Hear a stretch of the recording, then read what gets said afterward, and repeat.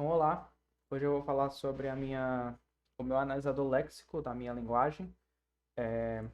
Então, a linguagem escolhida, né, para responder as perguntas foi a minha própria linguagem de programação. Então, por isso que eu vou começar mostrando a sintaxe dela, como ela é definida. Também vou mostrar o código sendo executado. Então, aqui na main do meu programa, eu comentei alguns códigos. Então, basicamente, eu só leio o arquivo faço a leitura do arquivo do disco e aí passo pelo Lexer. Então aqui eu faço a leitura do arquivo no disco, pego o nome dele, aí eu passo pelo Lexer, faço a tokenização e aí eu printo todos os tokens. O resto, que é o passe para que é a etapa de análise sintática e depois a análise semântica e o back-end, que basicamente o back-end ele gera o código em C, ele pega a minha AST, a minha árvore de sintaxe abstrata, depois de passada da análise sintática, depois de passada da análise semântica para analisar semanticamente a minha linguagem, aí eu passo para o back-end, né? Eu passo os módulos, que basicamente um módulo é um arquivo, né? Eu passo para o back-end, que basicamente gera código em C, e aí eu uso algum compilador C para traduzir para código de máquina. Então eu não criei meu próprio back-end, inicialmente não é a minha ideia. Mas aqui eu vou falar só do analisador léxico, né? A primeira etapa de tokenização. Então, aqui está o código. Eu acho que eu vou passar para essa etapa aqui.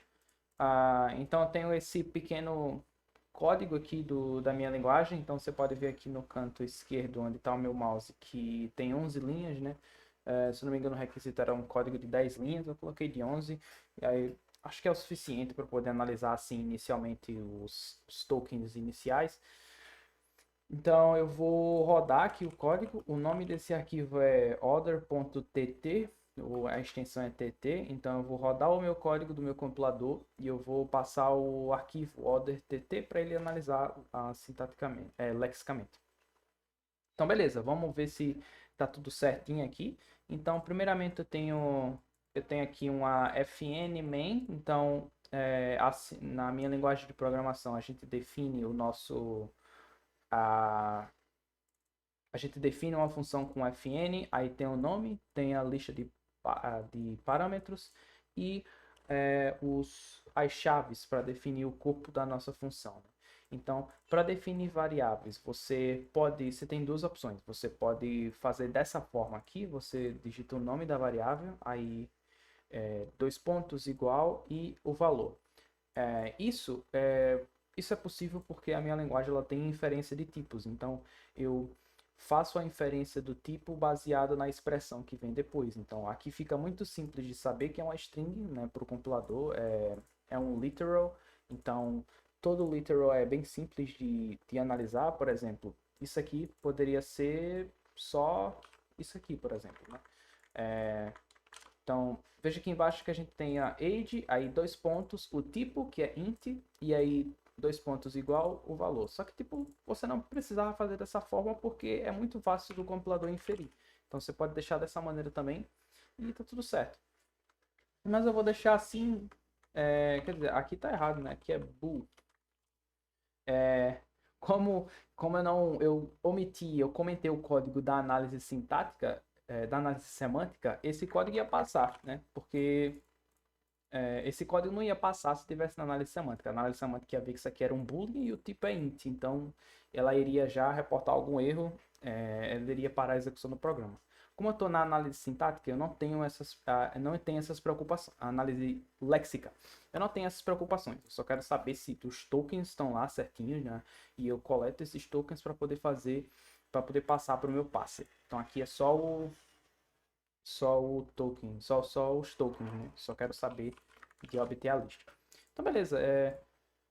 Vamos. Então, aqui eu tenho condicionais na minha linguagem, é a próxima feature que eu estou implementando. Eu estou implementando condicionais, então if, e aí a expressão vem depois, você não precisa de parênteses. Eu tirei essa questão dos parênteses, aí chaves, e aí o corpo. Então tem um print, assim como no Python é só print mesmo, e aí você passa a string que você quer passar como print. E aí você tem o else, e printa é falso. Então, beleza, isso é basicamente isso. Então vamos ver se está de acordo, né, com se os tokens estão de acordo com o que foi colocado. Então vou rodar de novo. E beleza, aqui primeiro token. Então o token ele vai ter informações da posição. Então a posição ele vai ter o arquivo, que é order.tt, e aí eu tenho a linha onde está aquele token e a coluna. Então isso é bom para que quando eu for reportar erros no futuro na análise sintática, na análise semântica, eu eu já tenho as informações de onde ocorreu, qual token estava numa posição irregular, onde não deveria estar, etc. Então eu já tenho essas informações aqui de antemão.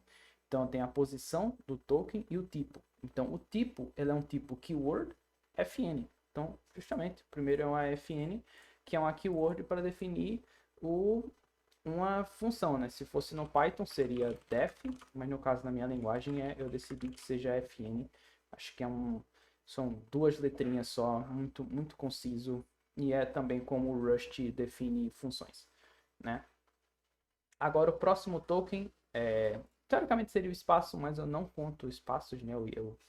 Eu vou mostrar no código que toda vez que tiver um espaço eu vou pular ele. E aqui tem o meu main, então o meu main deve ser um identificador, né? Um ID. Então aqui no segundo, ó, no segundo eu tenho a posição e tal. Eu vou ficar ignorando a posição, senão vai ficar repetitivo, eu vou direto para o kind. Mas saiba que todos têm a posição aqui, como você pode ver. Então, aqui no token eu tenho o kind e eu tenho o ID, e o ID é um main, né? Olha aqui, ID main. Então agora eu tenho que ter um parênteses aberto. Então o terceiro aqui é um open param. Então ó, pode ver aqui open param. E o próximo é um parênteses fechado, então close param. E aí depois eu tenho um espaço que eu pulo, e aí eu tenho as chaves, né? Então é open curly, né? Curly brace.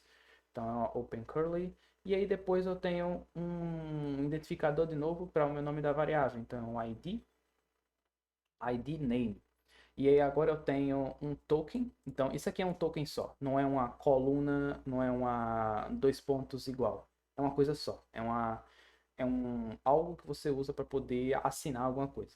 Então, é o kind column equal, porque column, que é os dois pontos, e eq, que é o eq, que significa equals, né? Então, column eq. E agora eu tenho um literal de string, né? Basicamente uma string já crua. E aí eu tenho literal, e aí o literal é do tipo str de string e o valor dessa string é Ícaro. Então tá aqui.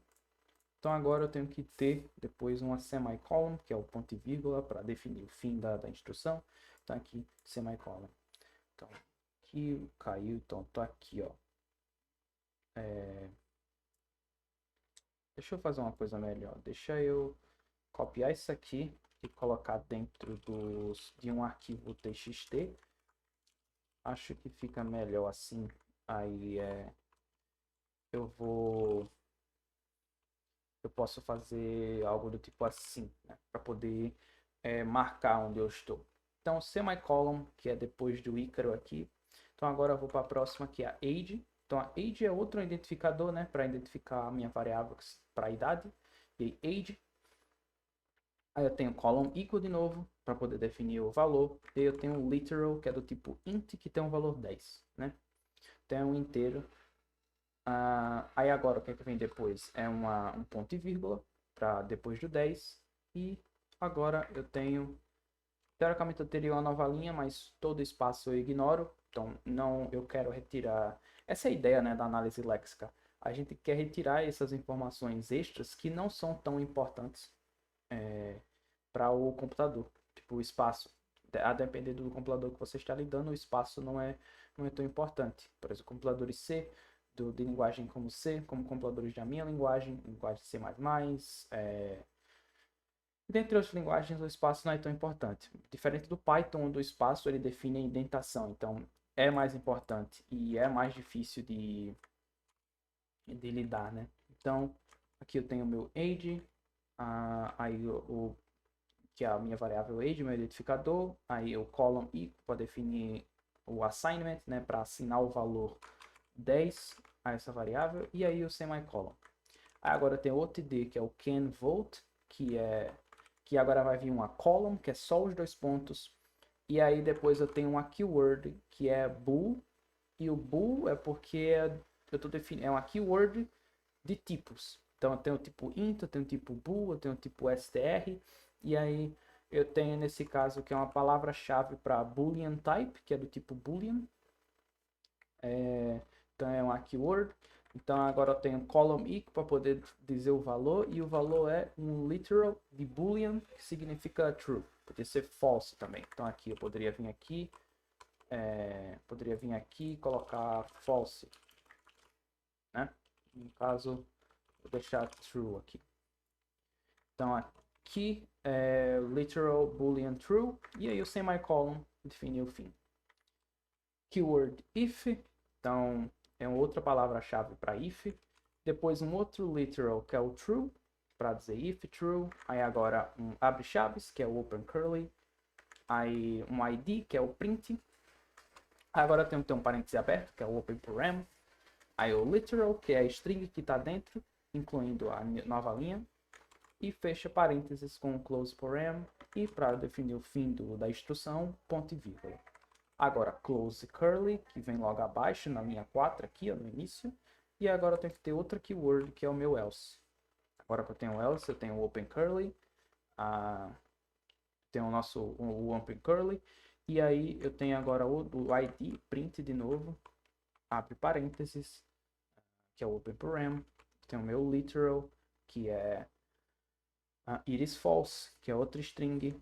E fecha parênteses, ponto e vírgula, que é o semicolon, close curly para fechar o else, e aí close curly de novo para fechar a função, e aí EOF, que significa end of file, e é a partir disso que na análise sintática, a partir do momento que eu encontro o end of file, aí eu paro a execução, e aí nessa hora que a gente checa se na nossa gramática aquela palavra que seguiu o programa inteiro, ela se encaixa, né, ela é válida.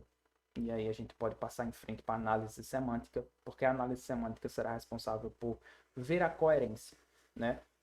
Como assim a coerência? Na análise sintática, a gente tem que isso aqui é válido, ó. Por exemplo, essa linha aqui é válida na análise sintática. Mas quando você vai para a análise semântica, ela vai checar a expressão, né? Ela vai ver que é um boolean. E ela vai checar o tipo que foi dado para essa função, para esse variável. E vai ver que é int. E aí os dois são diferentes. Então, isso não é válido, né? Então, a gente teria um erro semântico nesse caso. Mas, lexicamente falando, sintaticamente falando, isso aqui é válido.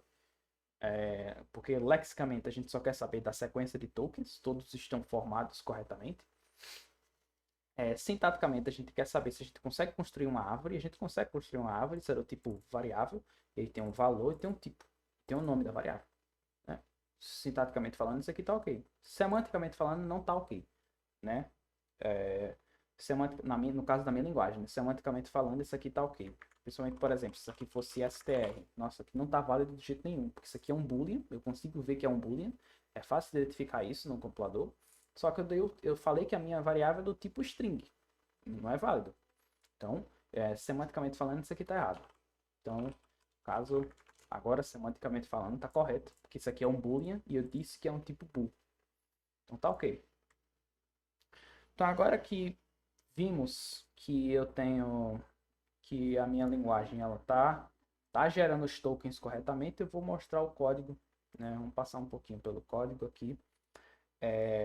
Então aqui nesse caso eu tenho, nesse arquivo que eu tenho a definição do meu lex, que é o meu lexo, ou analisador léxico, e aí eu passo o nome do arquivo que está sendo analisado, nesse caso é esse, né? Esse, order.tt, e tem o cursor. O que é o cursor? O cursor ele vai manter um ponteiro para o atual caractere.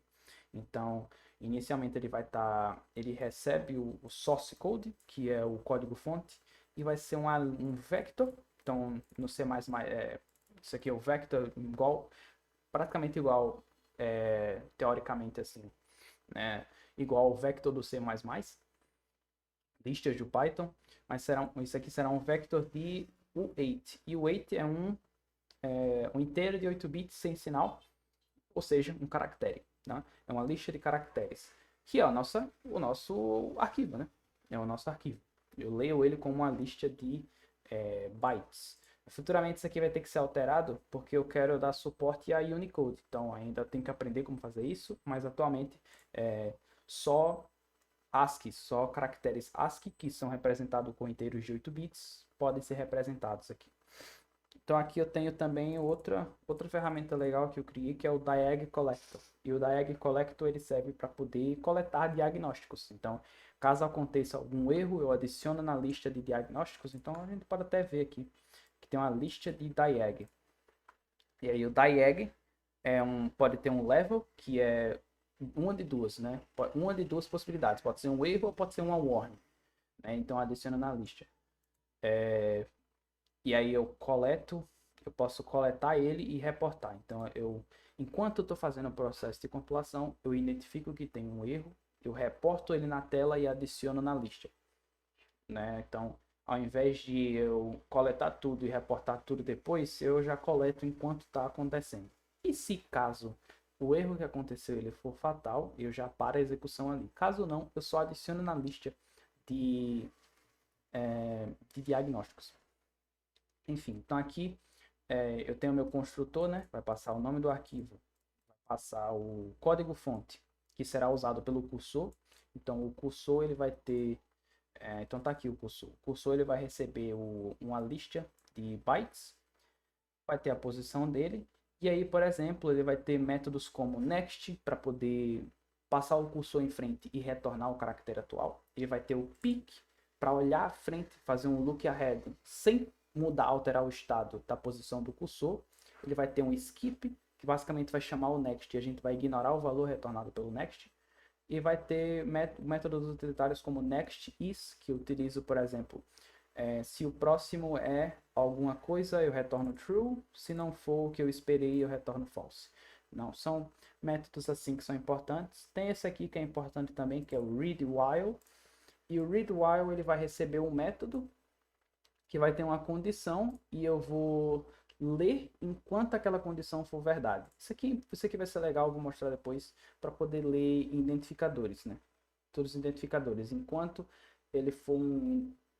o caractere atual for um caractere válido para ser um identificador, então continue lendo. E aí depois que ele ler tudo, ele vai retornar uma string e com os caracteres que foram lidos naquela condição. Mas eu vou mostrar como isso foi feito depois. Vai ter métodos também como skip whitespace para poder então então vai ter um while que vai ter vazio aqui e aí ele vai ler, vai passar em frente enquanto for white space, né? Então enquanto for um white space, enquanto for, pode ser nova linha, pode ser tab, pode ser espaço normal, qualquer tipo de espaço em branco a gente vai estar pulando. E aí tem métodos para ver a posição atual. Vai ser importante porque a gente pega a posição atual do cursor para passar para dentro de um token, né? Para a gente saber a posição do token. E aí tem o next if. O next if seria passe em frente se a condição for verdade. Então esse aqui é usado aqui basicamente, né? Passe em frente se o caractere atual is white space, então é espaço em branco. Então são métodos aí que são importantes para a gente. Então voltando para cá, a gente vai utilizar esses métodos do cursor para poder passar pelo nosso arquivo e fazer criar a nossa lista. Então tá vendo aqui que tem um vec de token para poder criar a nossa lista de tokens. E aqui a gente tem um loop, que é o loop principal do tokenizador, né, do tokenizer. Então a gente vai vir aqui chamar o self.skipWhitespace. Então ele vai passar, se for espaço em branco ele vai pular, enquanto for espaço em branco ele vai pular, né? Porque ele tem um while dentro dele. Então enquanto for espaço em branco ele vai pular. Se não for ele não vai fazer nada, né? Se não for ele não vai fazer nada. Aí a gente vem para cá. A gente pega o cursor e aí a gente lê o próximo caractere. Se for algum caractere, né? Se não for nada, porque existe na linguagem Rust, existe o conceito de option. O que significa option? Option seria um tipo opcional. Então, se houver alguma coisa, eu retorno some alguma coisa. Então, some significa algum. Se não for nada, eu retorno none. Isso é tipo, no C e no C++ a gente tem a situação de ponteiros, né? Nos ponteiros a gente tem, se tiver alguma coisa, vai ter, no ponteiro vai ter alguma coisa. Se não tiver, seria null. Então, ao invés de a gente ter um ponteiro nessa linguagem, a gente usa um tipo opcional. Então, se tiver alguma coisa, retorne some, alguma coisa. Se não tiver nada, a gente retorna none. Né? Então, pense no none como nulo. E aí aqui, a gente chama esse método, a gente precisa checar. Se for alguma coisa, a gente vai fazer isso aqui. A gente vai pegar o caractere e vai armazenar nessa variável. Se não for nada, a gente vai fazer um break. Porque isso significa que se não tiver nada depois, significa que o arquivo acabou. Né? Se não tiver mais nenhum caractere depois, significa que o arquivo acabou. Aí a gente quebra o loop e aí a gente adiciona como token kind EOF, que é o a gente identificou o fim do arquivo, e retorna a lista de tokens. Mas aí, se for caractere, então a gente vai vir aqui no token e vai chamar o método getToken. Então, no método getToken, a gente vai fazer como se fosse um switch. Aqui, ó, switch caractere. Então, a gente vai fazer um switch no caractere atual. E aí, se o caractere atual, isso aqui é importante. Se no caractere atual ele está entre, isso aqui significa um intervalo, esse ponto significa um intervalo. Então, se ele tiver entre o A e o Z minúsculo, ou, né, essa barra vertical significa ou. Se ele tiver entre o A e o Z dos caracteres maiúsculos, ou se ele for um underline, então a gente sabe que aquele caractere ele se encaixa para ser um identificador. Né? Então a gente vai chamar o método itIdentifier para poder ler o identificador. E aí a gente pega a posição atual do cursor, que vai representar o início do nosso identificador. E aí a gente cria uma variável chamada identifier. A gente vai chamar o read while do cursor. E aí a gente vai fazer o seguinte: a gente vai ler enquanto o caractere atual for igual a underline, ou se o caractere é alfanumérico. Então, se ele for um número, ou se ele for uma letra, pode ser maiúscula ou minúscula, então a gente vai ler enquanto isso for verdade. Agora, isso aqui é importante, porque na minha linguagem a gente não pode ter identificadores que começam com números. Então aqui a gente só vai chamar o método itIdentifier se respeitar isso aqui. Eu não estou dizendo... Aqui não tem número, ó. Número é aqui embaixo. Se começar com número, a gente vai tratar como número, né? A gente vai ler um número. E aqui, se começar com letra ou underline, aí é um identificador, porque ele começa com letra e underline. Mas depois disso, aí tudo bem a gente ter números, ó. Por isso que eu estou dizendo aqui, alfanumérico. Tudo bem a gente ter números depois, mas o primeiro caractere tem que ser uma letra. Ou underline, né? E aí, beleza. Eu vou ler enquanto isso for verdade, e aí eu vou ter o meu identificador. E aí, o que é que eu vou fazer? Eu vou classificar esse identificador. Por quê? Porque se a gente tiver, por exemplo, o int, int. int é um identificador. Só que ele é uma keyword também. Então, eu vou classificá-lo. Como é que eu classifico? Eu vou ter uma tabela de... Então, aqui, ó. Eu vou chamar o método... Então, voltando para o itIdentifier... Aqui, ó, itIdentifier. Se eu chamar o método classifyIdentifier, aqui, chamei. E ele vai fazer o quê? Ele vai fazer um lookup nessa tabela aqui, ó. Então, essa tabela é uma hash map e uma string para o tipo do token. Então, por exemplo, str é um identificador, só que a gente pode traduzir ela para token kind keyword, e aí keyword é str type. Então aqui, ó, cadê o nosso fn? Então fn é uma keyword e o tipo da keyword é fn, né? Então, se a gente fizer um lookup nessa tabela e a gente perceber que existe alguma entry para ela, a gente encontrou, então a gente vai retornar o tipo. A gente retorna o tipo daqui. Caso não tenha nada, significa que é um identificador mesmo, que não é uma keyword, não é uma palavra-chave. Então a gente só retorna o token kind identifier, a gente só retorna que é um ID, né? Token kind ID. Então beleza, voltando aqui para o it identifier, voltando, depois que a gente classificou, a gente tem um tipo. Se for uma palavra-chave, a gente tá aqui a palavra-chave. Se não for uma palavra-chave, tá aqui o ID. E aí agora a gente cria uma variável chamada identifier ou keyword, que é identificador ou keyword. E aí a gente cria o token, passa a posição dele, passa o tipo e retorna, né? Então isso vai ser bem repetitivo até. Se a gente vê aqui que o nosso caractere está no intervalo de 0 e 9, significa que é um número. Então, o primeiro elemento é um dígito. Então, a gente vai ir lá e lidar com esse dígito.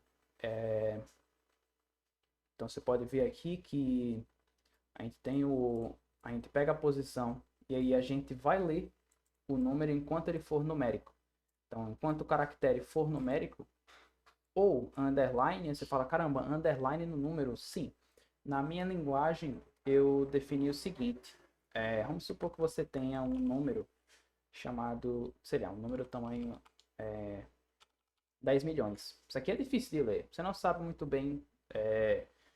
Você tem que contar os zeros e tal. Mas uma coisa que você pode fazer na minha linguagem é adicionar um underline. Então agora fica muito mais simples de ler, muito mais intuitivo. E no final, na compilação, eu vou filtrar isso, né? Eu vou retirar esses dois aqui. E quando eu retirar, vai voltar a ser um número normal. Isso aqui é mais algo que eu fiz para poder facilitar essa leitura. Então é uma funcionalidade que tem no Python também. Então eu acho que eu peguei inspirado do Python. E eu acho que dessa linguagem Rust também que eu estou utilizando para poder explicar. Então aqui eu filtro integer without underscores. Então é um inteiro sem underscores, sem underlines. E aí eu pego todos os caracteres, eu filtro para todos que são numéricos e eu coleto tudo. Então, basicamente, ele vai pegar tudo que é numérico e adicionar no coletor, teoricamente. E aí, ou seja, os underlines vão embora.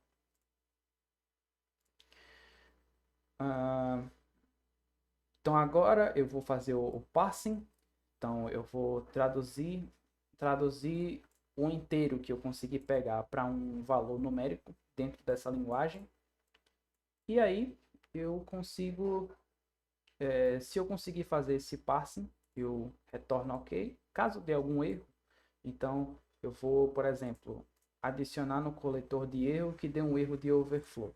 Então, vamos supor que você tem um valor de 32 bits, um inteiro de 32 bits. Muito provavelmente, eu não sei se na minha linguagem eu vou lidar com esses tipos assim variáveis. Você pode ter um tipo de 32 bits, tal. Talvez eu lide só com um tipo e ele vai crescer dinamicamente, que é o que esse iSize significa aqui.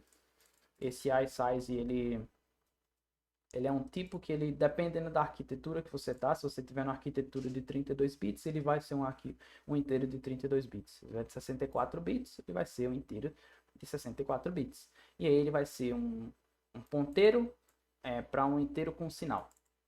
Então pode ter sinal ali, tudo tranquilo. Então, caso aconteça algum erro de overflow, é raro acontecer porque esse iSize ele pega qualquer tamanho, né? Então, basicamente qualquer tamanho da sua arquitetura, né? Se tiver uma arquitetura de 64 bits, aí ele vai pegar um número gigantesco de 32 bits, seriam, por exemplo, se passar de um pouco mais de 4 bilhões, que é o valor total do 32 bits, aí ele vai dar um erro de overflow. Mas no caso eu estou na arquitetura de 64 bits, e aí o valor é gigantesco para você poder gerar um overflow.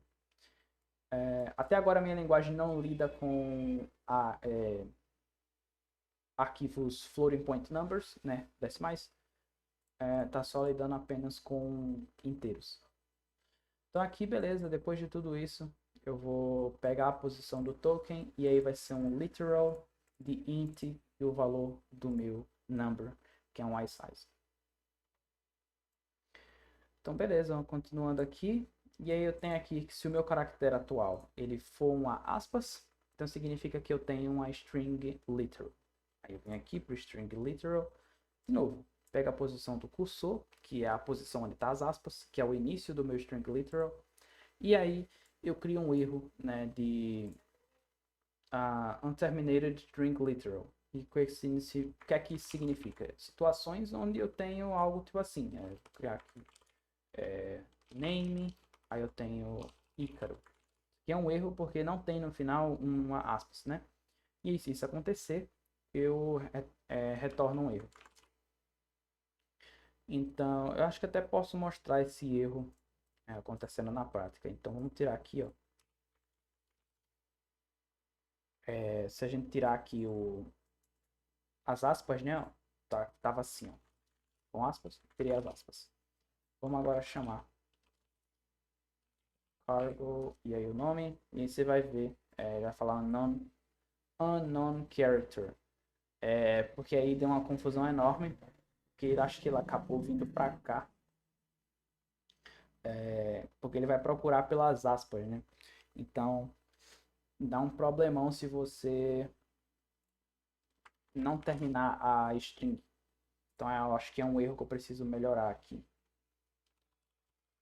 Mas aí deixa eu ver, tokens.txt. Acho que nem vou mais precisar disso aqui, mas deixa lá. E aí eu tenho aqui o caractere. Aí eu pego o próximo caractere. Aí aqui é o seguinte: se o próximo caractere ele for um caractere mesmo, ele não. Se eu chamar o next e o next me retornar algum caractere, então eu só pego ele. Caso não, isso significa que eu tenho uma string aberta e depois eu não tenho mais nada. Então, se não tenho mais nada, eu não fechei a string. Concorda? Eu não fechei a string. Então, aí eu vou começar a ler. Então, eu vou pegar o cursor e eu vou ler enquanto read while o meu caractere não foi igual a uma aspas. Porque eu peguei as primeiras aspas e aí eu passei em frente e aí eu vou ler enquanto eu não tenho aspas que fecha. Então, eu vou fazer isso. Então, se o próximo não for aspas, as aspas fechadas, então significa que eu não terminei. Eu não terminei a minha string. Então, eu vou chamar o diag collector e reportar o erro. E aí, se for, então significa que se for, então ele vai conseguir chegar aqui embaixo e eu vou usar o skip para poder fazer o skip das aspas. Aí eu retorno a string literal aqui.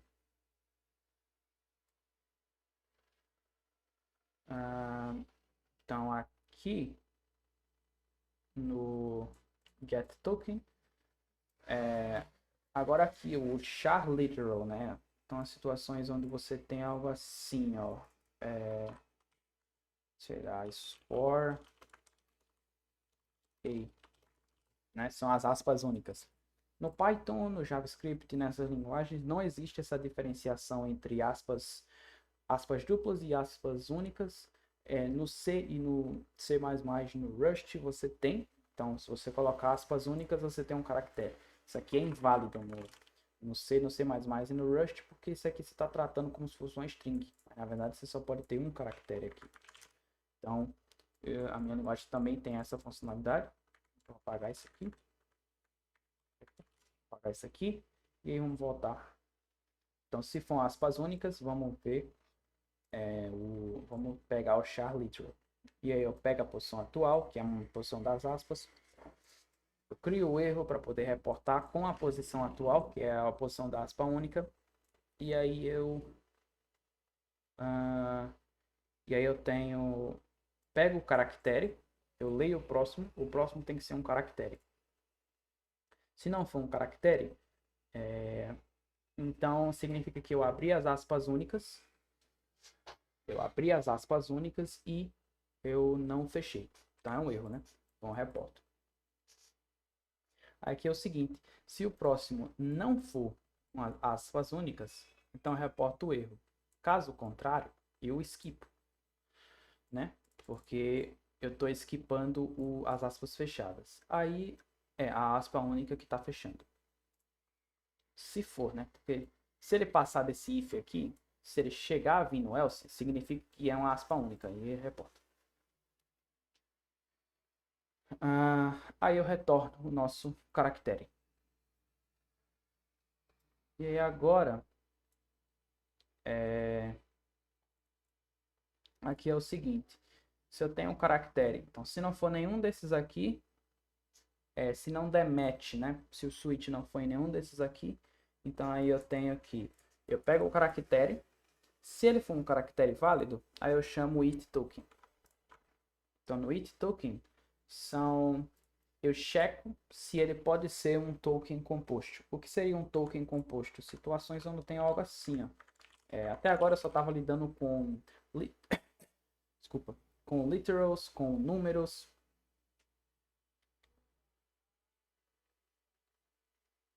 com IDs, com IDs e esse tipo de token.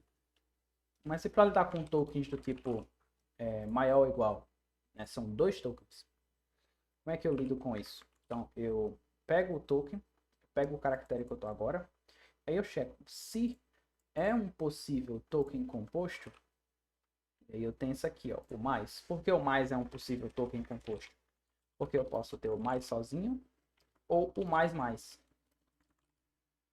para incrementar. O menos, posso ter o menos sozinho ou menos menos. O igual, eu posso ter o igual sozinho ou o igual para igualdade. Por que o ponto é composto? Porque eu posso ter o ponto sozinho ou o ponto para definir intervalo na minha linguagem. Então, naquela situação onde eu tenho que, no Python, onde eu tenho algo assim, for I in range 10, roda no Python, tá? Print I. Na minha linguagem, para você fazer isso que vai do 0 a 9, aí eu printo o valor, é só fazer isso aqui, 0 a 10. E aí as chaves. Tipo isso, sabe? Então eu tenho que fazer isso aqui, esse ponto, ao invés de chamar aquele método chamado range. Então, se for um possível, né, se for um possível token composto, qual era o método que eu tava? Era esse aqui, aí it token. Então, se for, então aí eu faço it composite token. E aí ele vai fazer isso aqui. Ele vai pegar o next e aí eu vou dar match nos dois, né, no atual e no próximo. Então, se o próximo, eu vou fazer um look ahead, eu não vou alterar o estado do cursor, vou fazer só um look ahead. E aí, se o atual é mais e o próximo for mais também, então eu vou consumir o token, vai ser um do token kind plus plus, que é o mais mais. Mesma coisa para o menos, se o atual for menos e o próximo é menos também, então é minus minus. Se o atual que eu tenho é igual e o próximo também é igual, então eu tenho uma igualdade. Então é token kind equality. Se eu tenho que é um ponto e o próximo for ponto também, eu tenho o dot dot, ponto ponto. E aí aqui eu tenho também situações de maior ou igual, menor ou igual e etc. Então, se o atual que eu tenho é maior e o próximo que eu tenho é igual, então eu tenho que o atual é o maior ou igual. Não é um token que tem o maior e o igual. É um token só. É uma unidade só. É uma unidade. Se for menor e o próximo for igual, então é menor ou igual. Então é lesser than or equal. E aqui é greater than or equal. Então aqui eu tenho o 2 pontos. Se o 2 pontos, se atualmente eu tenho 2 pontos e o próximo for igual, então é uma column i. Então é na situação onde eu tenho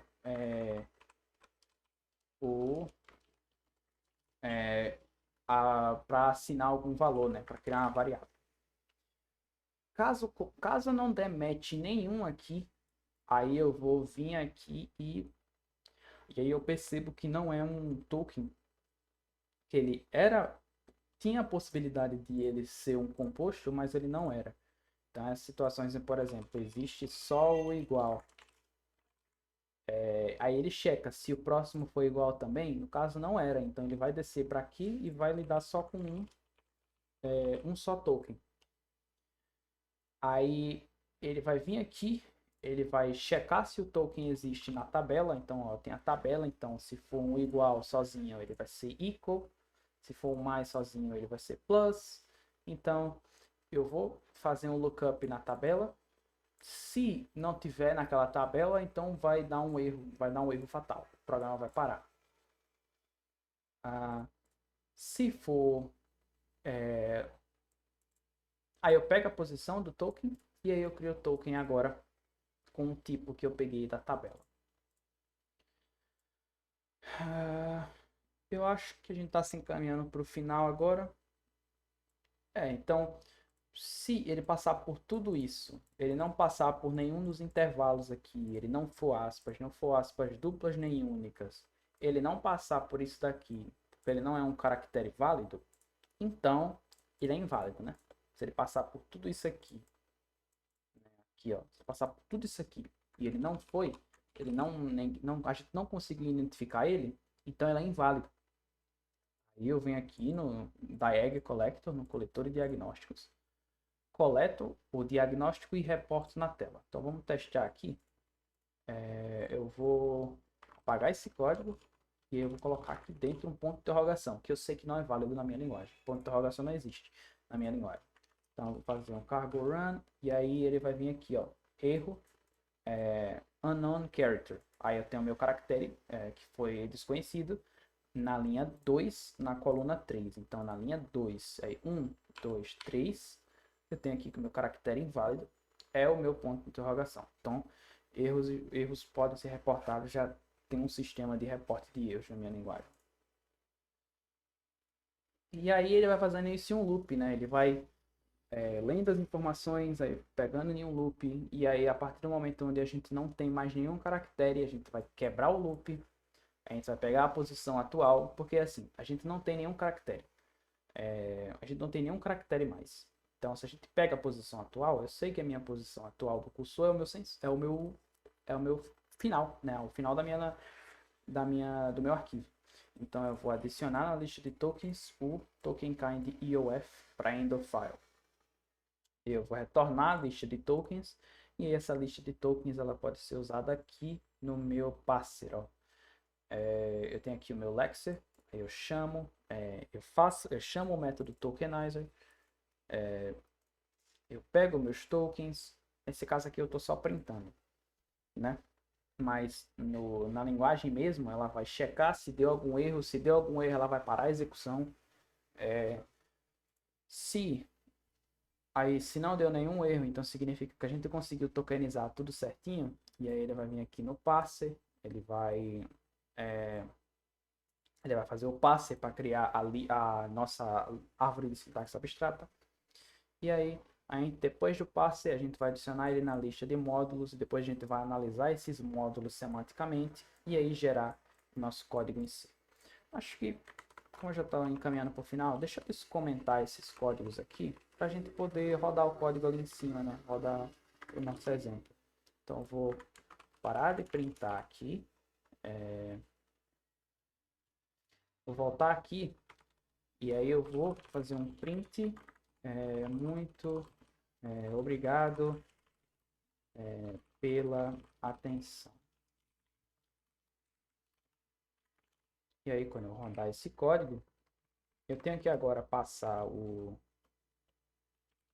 std prelude. O prelude é como se fosse a biblioteca padrão onde o print está definido, para que eu possa acessar o print, tá? E aí, quando eu rodar esse código, ele vai traduzir tudo. E aí ele gerou um binário aqui, ó, a.out, e eu posso executar. E aí, obrigado pela atenção. Só que aí, como não tem, como o Unicode ele não está definido e o C cedilha, né, e esses caracteres aqui, eles não estão na tabela ASCII, se eu não me engano, então eles não ficam da maneira correta. Então, se eu rodar de novo aqui, aí obrigado pela atenção, sem o C cedilha e sem o A com o tilde. Então é isso, muito obrigado e valeu.